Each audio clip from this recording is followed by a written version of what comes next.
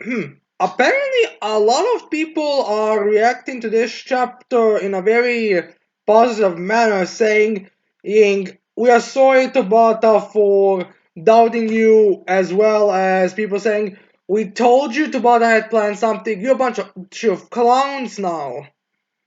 Which apparently this means this chapter either completely fixes anything or is unbelievably good. Which, honestly, this might just be people's reaction because the last few chapters are really bad. Like, even if you're gonna be someone who thinks everything Tabata does that is amazing or anything, you gotta agree the last few chapters were really not the best when it came to the story. Like, even the art itself wasn't exactly anything groundbreaking once you think about it, but, well, what can you do, I suppose? Because apparently this chapter is going to be some groundbreaking stuff. Well, let's see if that is true, because, well, apparently that's what people are saying. So yeah, anyways, today we'll be reacting to Black Clover chapter 331, titled, And the Time Starts to Move. Alright, that's a weird title, that sounds more like a sentence, but whatever. So, anyways, we have Nero saying they meet again. As we get like a small little flashback panel with Narc be like, there's someone you need to meet. As then we cut to to the next, as we see Narc as a few hands, I guess teleporting through the shadows, and with Sylph in some weird building. As then we see Nox saying, the current queen consort of the Spade Kingdom, CL Greenburial, your mother. As we see CL. And a bunch of Spade Resistance, which I'm guessing they must be react. Which I'm not sure. I'm not really sure if that means that she was prisoner or did she actually escape. So yeah, anyways, people were actually theorizing that CL was alive because of the way Dante was and all that stuff. So people were thinking that she wasn't dead, which to be fair does make sense, and I don't think there was any big problems. But I'm just kind of weirded out, like, where was she? Because her attire seems, really regal. Like, she was given a really nice place and all. So I want to say that she was with the Speed Resistance, but I have to question why she wasn't there anywhere before. Even some of the spray resistant guys don't seem to be all that like uh seem to be sort of shocked. But yeah, anyways, she's there. As then we have remembering his mom from Ralph's flashback. As we have so saying easy, As then we see CL getting all teary eyes, like, you really are safe. You've become such a fine young man. As she goes there for a hug. And yeah. Anyways, then we have the Ralph guy being like, Yuno-sama, are you going to return to the Spade Kingdom? And I was like, the Spade Kingdom will need your strength going forward. As then we have Sylph saying like, King Yuno, yay! Yeah. So anyways, then we have CL being like, there's a lot of things we need to talk about. I know this must be so sudden and hard to accept. So yeah, I guess they want to talk a few things and discuss. Now, before we get into Yuno's response, I have to address something, and that is Yuno and his kingdom's relation, all that. Now, some people are saying that Yuno doesn't care about the Spade Kingdom at all, and some are saying that Yuno does care. But to me, Yuno caring about the Spade Kingdom has always kind of came off like it's similar in a way that's like whenever a main protagonist comes to a village that's suffering and they want to help it and they focus on helping it. That's how, to me, and the Spade Kingdom always came off. Now, maybe that didn't came to you, but that's how is it always came to me. So it's kind of hard for me to really to really focus or really care about these guys because there wasn't enough flashing out. Like a lot of things in this previous arc, there should have been flashed a little bit more his actual relations. Like I feel like while they were training or before they went to Space Mansion, there should have been more like Ralph and interacting. Like maybe Ralph going there to having more like, "Are you alright, my king?"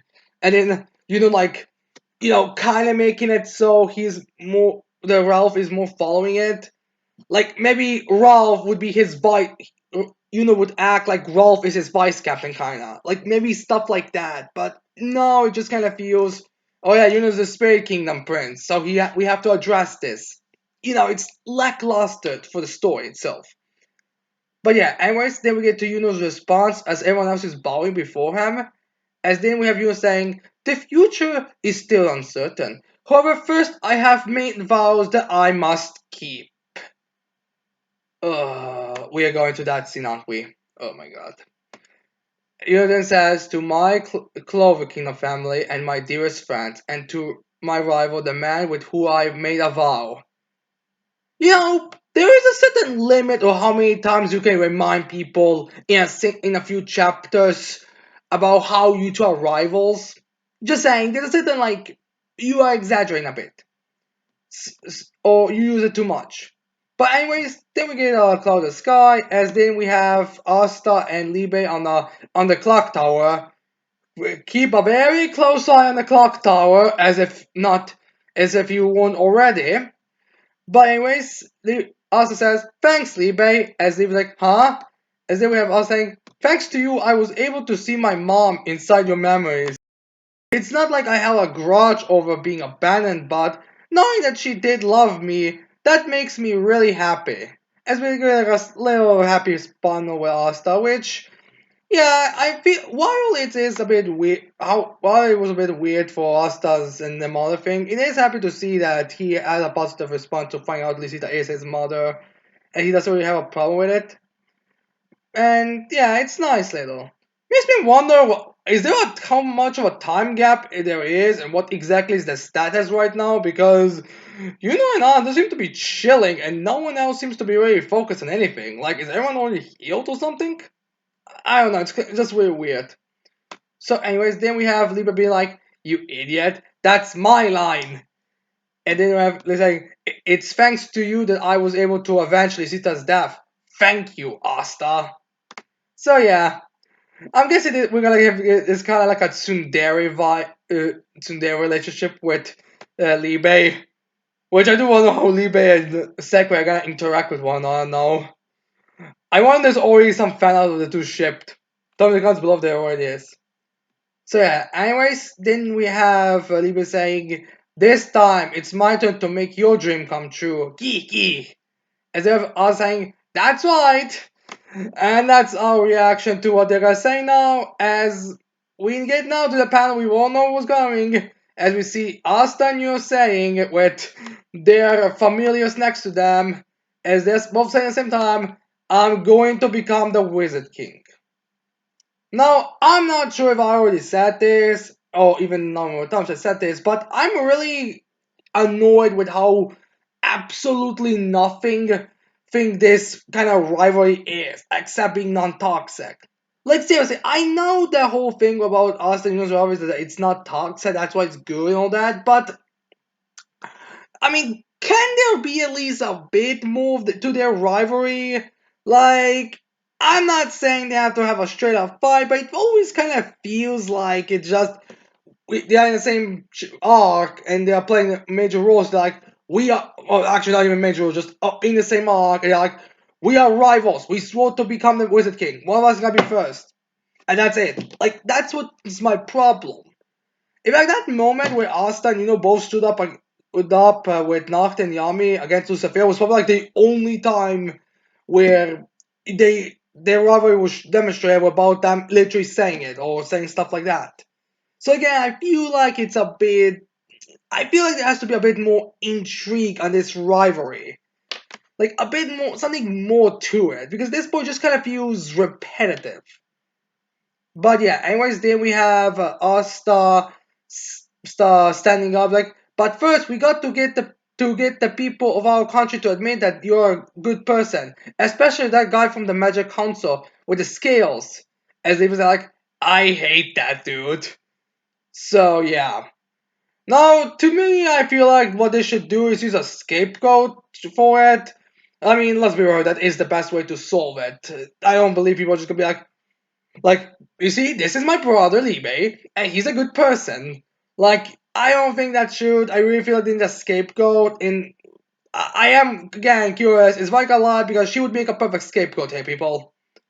But yeah, anyways, then we get a close up of the tower that somehow is still able to work, even though apparently it is cut in half, or just the top part of it together because it's like crumbled. But it starts to move as this ominously. As then we get the Black Clover, the title of the story between. As then we cut to the Clover Kingdom, as we see Damnatio walking, all serious like. As then is we see Julius on his on his table or whatever, as in his office, as he's talking to Mark, like, thank you for your hard work, Mark Schoon. As in Mark Schoon disappears with his magic. As in Lucius thinks to himself, it's like, I'm thankful that the battle in the Space Kingdom has ended safely, but something just isn't adding up. Yeah, you mean how easily everyone won? That actually is something that's being meant we might discuss later. So yeah, anyways, then we get a bit of those flashback panels. As although to be fair, at least these flashback panels happened a while back, so at least you can make a joke about them. At least literally happened just a second ago. But yeah, anyways, just thinking some that inexplainable feeling of uneasiness. What was that? Referring to when he was feeling like I think it was around where Lucifer was about to jump, no, about to manifest. As then we have Joe saying, if ever since then, no, it felt even before that, referring to when his magic disappeared, and he went back to the kid, as Julius is like getting a bit more, like he just realized something, as in someone knocks on the door, as Julius is like, who is it? As in Julius like Damnatio, as in we see Damnatio approaching. Julius like Damnatio is like Julius don't know. There's something I'd like to about. Ever since the court trial, I've been researching the existence of devils, and I've been looking into the families of devil hosts within our country, and this is what I've learned. As then he puts in the papers that we I think saw in Dante's room. I wonder if those papers are supposed to be what Noct brought with him. I'm not exactly sure, and I thought there weren't any devil possessed outside of Asta, who has no family, and Noct. So I'm guessing he's referring to Noct, unless there are more devils, which I it finds kind of weird that he would blame all on Asta then. But yeah. Anyways, then we have the issue saying these are the documents from more than 20 years ago, and yet within the cliffhanger consistently, there's no mention of a supreme devil Magicula, as we see a bit of a panel with Magicula that may or may not be older. I don't know, maybe the lipstick just makes Magicula look a bit older. So yeah. So apparently Magicula wasn't a Cliffa devil. Now this doesn't. Now it's kind of hard to say if this means that Magicla isn't a Clifford Devil at all, or if Magicla was a Clifford Devil, just she wasn't one of the supreme rulers. But I'm guessing that this means that she. But most people seem to just say that she's not a Clifford Devil. Devil, and I'm going to say with this.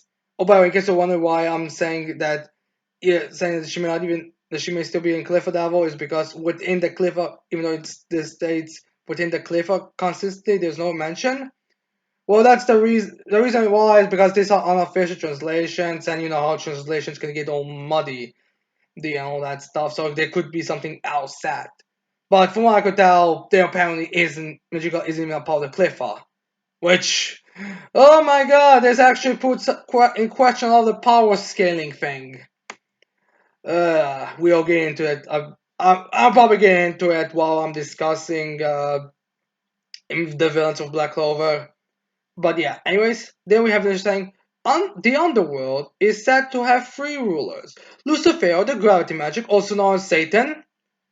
I feel like Damnation just insulted me, but I don't know why. Also, it's not Lucifer, it's Trashafero, Damnatio. Trashafero.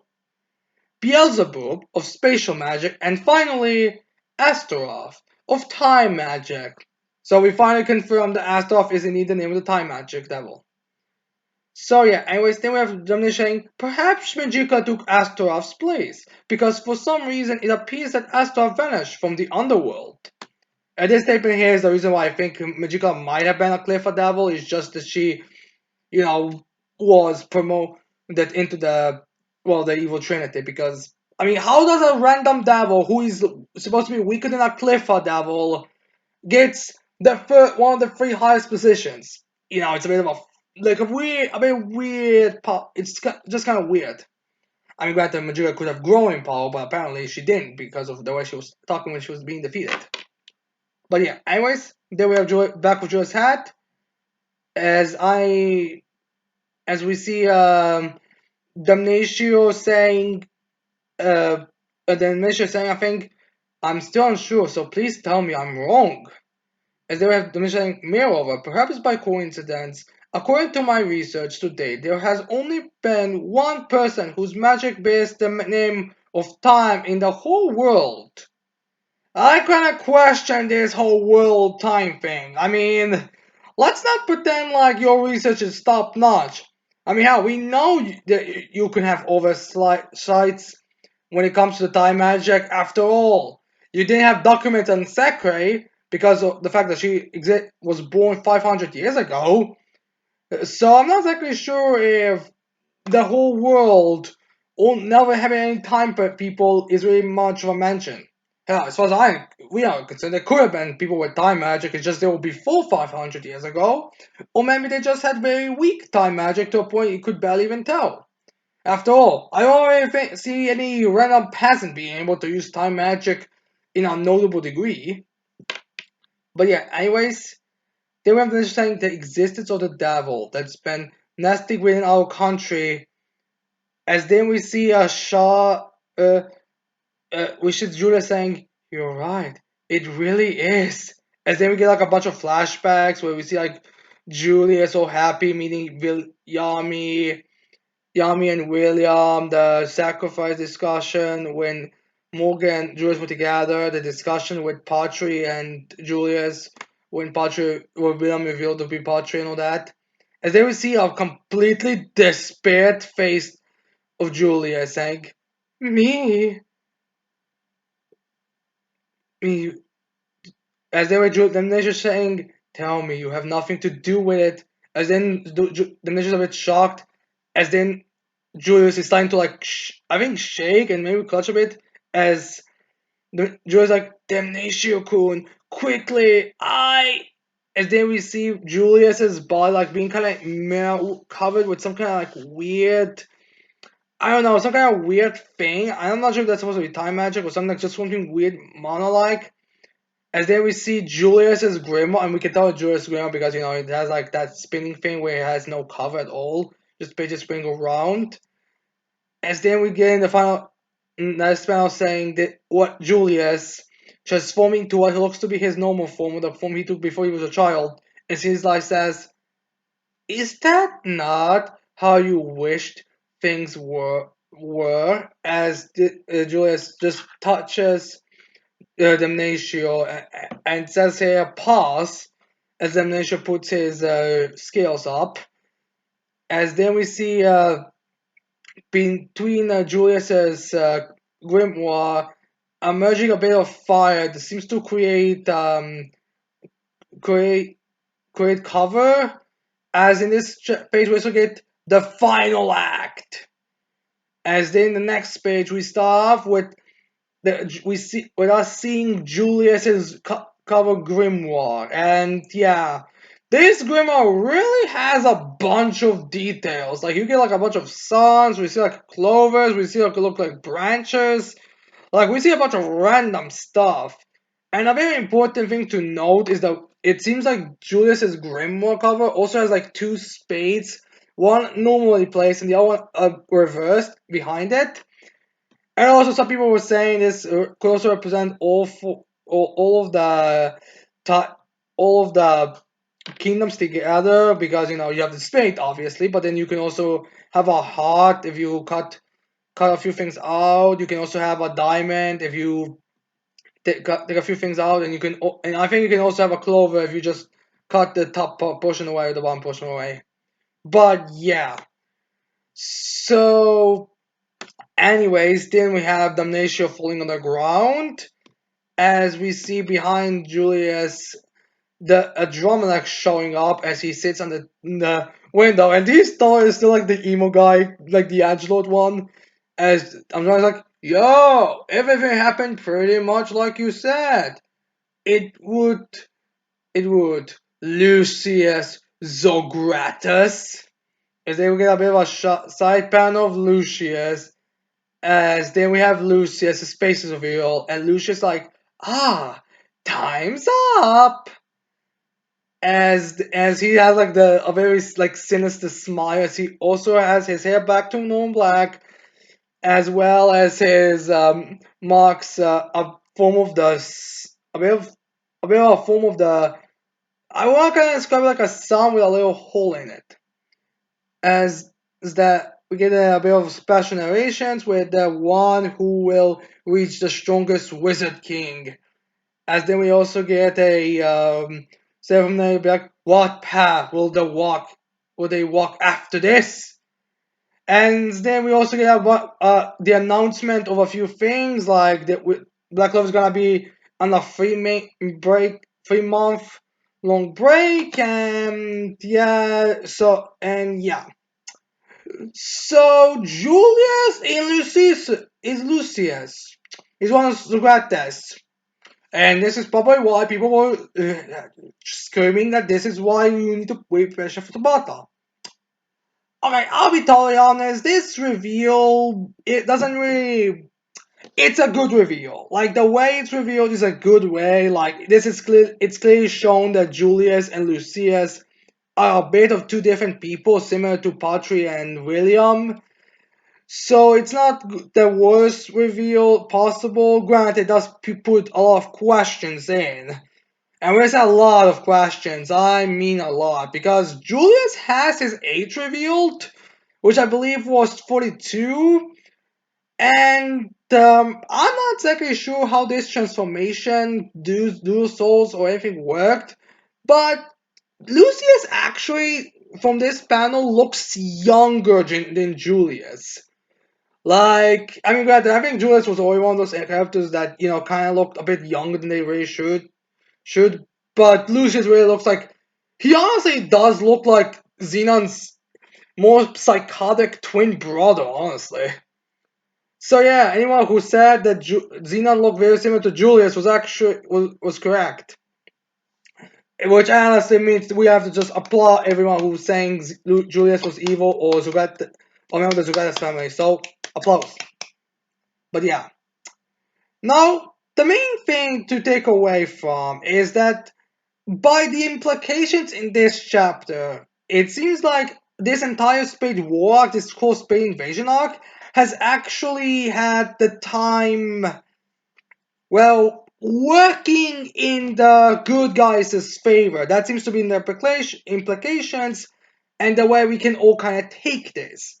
Because, well, one thing, there are several things in the time itself that doesn't really work. Or really was in favor for the heroes once you really think about it. I mean, seriously, think about it this way. How many times have the characters shown up like literally the very second? Or how many times has there been mention of, oh no, we only have this long. Oh no, we need to wait for this long. We need to hold out and all that type of stuff. Yeah, that always went perfectly.